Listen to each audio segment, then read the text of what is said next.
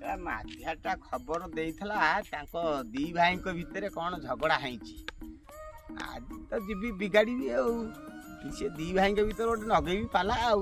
ରାତି ସାରା ମୁଁ ଶୋଇନି, ଫୋନ କରିଥିଲା ତା ଘର ଟିକେ ଭାଙ୍ଗିବି ଆଉ। ମୋର ତ ସେଇ ପ୍ରକୃତି ଆଉ। ଆଜି ତା ମଥେଇକିରି ଦି ଭାଇଙ୍କ ଭିତରେ ଗୋଟେ ପାଲା କରିବି ଆଉ। ହଉ ଯିବା ସେଠି କିଏ ଠିଆ ହେଇଛି।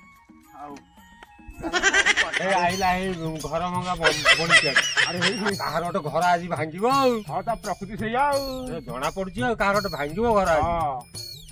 କଣ କରିବା? ଆରେ ଭାଇ ପାନ ରଖିଛୁ କି ନିଧି ଭାଇ?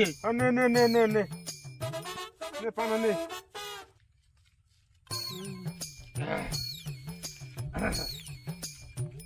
ଆରେ ହେ ଯଦୁଆ ନିଜେ ଠିଆ ହେଇଛ କି ରେ? ଆଇଲେ ଗୋଟେ ଘର ଭାଙ୍ଗିବାକୁ ଆଉ। ମୁଁ ରାତି ସାରା କାଲି ଶୋଇନି। ସେ ମାଧିଆର ସାଧୁଆର କ'ଣ ତାଙ୍କ ଦି ଭାଇଙ୍କର କ'ଣ ହେଇଛି ବୁଝାବୁଝି କରିବି ଆଉ। ବୁଝାବୁଝି କରିବାକୁ ତାଙ୍କ ଘର ଭାଙ୍ଗିବାକୁ? ନା ମୁଁ କାହିଁ ଘର ଭାଙ୍ଗିବି? ମୋର ତ କ'ଣ ସେ ପଇସା ଦେବେ ଘର ଭାଙ୍ଗିବାକୁ ଯେ ମୁଁ ଘର ଭାଙ୍ଗିବି? ଆଜି ଦି ଭାଇଙ୍କ ଭିତରେ କ'ଣ ବୁଝାସୁଝା କରିବି ନା। ହଉ ତାଙ୍କ ବାପ ଅଜା ଅମଳର ସମ୍ପତ୍ତି ପଡିକି ରହିଛି, କଟର ନାଗିଛି, ସେଇଆକୁ ଟିକେ ବଣ୍ଟା କୁଣ୍ଟା କରିଦେବି ଆଉ। ବଣ୍ଟା କୁଣ୍ଟା କରିଦେବ କି କଳିଟା ଲଗେଇଦବା ଆମେ ଜାଣିପାରୁ ନା। ମାଧିଆ କିରେ ମାଧିଆ। ଆଜ୍ଞା ନମସ୍କାର। ନମସ୍କାର। ଘାଉ ହବ। ଆପଣଙ୍କୁ ଯୋଉ ଖବର ଦେଇଥିଲେ ଆପଣ ପାଇଲେ ନା ନାହିଁ? ଖବର ପାଇକି ମାନେ ରାତି ସାରା ମତେ ନିଦ ନାହିଁ ବାପ। ତୋରି କଥା ତ ଭାବୁଛି ଆଉ। ଭାଇ ତ ମତେ ହଇରାଣ କରୁଛି ଆଉ। ତା ସ୍ତ୍ରୀ ନାଁରେ ସବୁ ଜମି ବାଟି କରିବ ବୋଲି କହୁଛି। ତୁ ଶଳା କିଛି ଜାଣିପାରୁନୁ। କେତେ ଥର କହିଲେଣି ମୁଁ ତୁ ଭାଇଠୁ ଭିନ୍ନ ହେଇଯା। ସବୁ ମୋରି ପଇସାରେ ମୁଁ ଯାହା କାମ କରିବି ସବୁ ମୋରି ପଇସାରେ ହେଲା। ତା ସ୍ତ୍ରୀ ନାଁରେ ସବୁ ଜାଗା କରିବ ବୋଲି କହୁଛି। ମୁଁ ତ ଖବର ପାଇଲି ଶ୍ୱଶୁର ଘର ଗାଁରେ କିଣିଛି ଜାଗା, ରାସ୍ତା ଦାଢ଼ରେ ଜାଗା କିଣିଛି। ତୁ କାହିଁ ତା ପାଖରେ ତମେ ସ୍ୱାମୀ ସ୍ତ୍ରୀ ପଡିକି ଅଛ? ତୁ ଭିନ୍ନ ହେଇଯା। ସମ୍ପତ୍ତି ବାଡି ସବୁ ଘର ଦ୍ୱାର ସବୁ ଅଲଗା ଅଲଗା କରିଦେ। ଆରେ ତୁ ଖଟିଲେ ତୋ ଭାତ କିଏ ଖାଇବ? ତୁ କାହିଁ ତାକୁ ପାଖରେ ତୋରି ପଇସାରେ ସବୁ କରୁଛି ସେ? ମତେ ତ ହଇରାଣ କରୁଛି। ମତେ ଓକିଲ ପୁଣି ଦେଖେଇବ ବୋଲି କହୁଛି। ସେ ଓକିଲ ଶୁଣୁ, ମୋର ଗଣ୍ଡା ଓକିଲ ଅଛନ୍ତି ଚିହ୍ନା ପରିଚୟ। କାଲି ଚାଲ ବେ କୋର୍ଟରେ କେସ୍ କରିବୁ କି ଥାନାରେ କେସ୍ କରିବୁ, ମୁଁ ଅଛି ବେ। ଆରେ ବହୁ ରାଜନୀତି ମୋ ହାତରେ ଅଛନ୍ତି।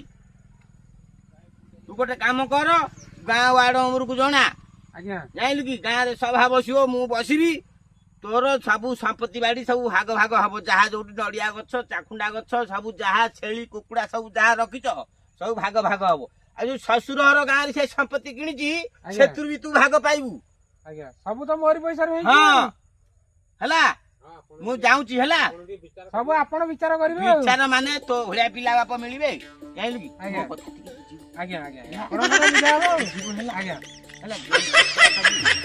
କୁକୁଡ଼ା ଦେବି ଆଉ କଣ କହୁନାହାନ୍ତି? ଶୁଣ, ମୁଁ ସରପଞ୍ଚ, ମୋର ହାତ ଲୋକ। ନ୍ୟାୟ ତୋ ସପକ୍ଷରେ ଯିବ ହେଲା। ମୁଁ ଯାଉଛି ହେଲା। ଠିକ ଅଛି। ଆଉ ମୁଁ ତୋ କଥା ବୁଝିବି ନା। ମଧୁ କଣ କେଜା ଧାନ କରିଥିଲି ପାଇଲି କେଜା କଣ କଥା? ଧାନ ଖଣ୍ଡ ପାଇଛି ଆଉ। ଧାନ ରେଟ୍ ନାହିଁ ନା। କଣ ଆଉ କରିବୁ? ଏଇ 1600-1700 ତ ଚାଲିଛି ଆଉ।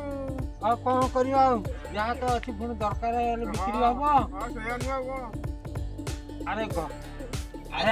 ଆରେ ଘର ଭଙ୍ଗା ଭାଙ୍ଗିକି ଆଇଲଣି।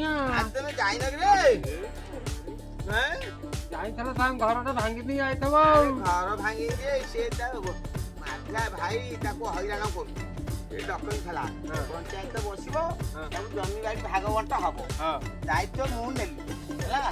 ସବୁ ଦାୟିତ୍ୱ ନେଇଯାଇଛ। ଆଉ ଲାଞ୍ଚ କେତେ ପାଇଥିବ? ଆଉ ଲାଞ୍ଚ ନୁହଁ, ଲାଞ୍ଚ କଣ? ମୋର ସେ ଗୋଟେ ପୁଅ ଭଳିଆ ନୁହଁ କି? ଆଉ ତା ଭାଇ ତାକୁ ହଇରାଣ କରୁଛି। ଆଉ ତେମେ କାହିଁ କଣ ଠିଆ ହେଇଛ? କଣ ସେତିକି ବେଳୁ ଠିଆ ହେଇଛ? ସେ ଧାନ ବେପାରୀ ଆସିବ ବୋଲି କହିଥିଲା, ଆମେ ତାକୁ ଅପେକ୍ଷା କରୁଛୁ।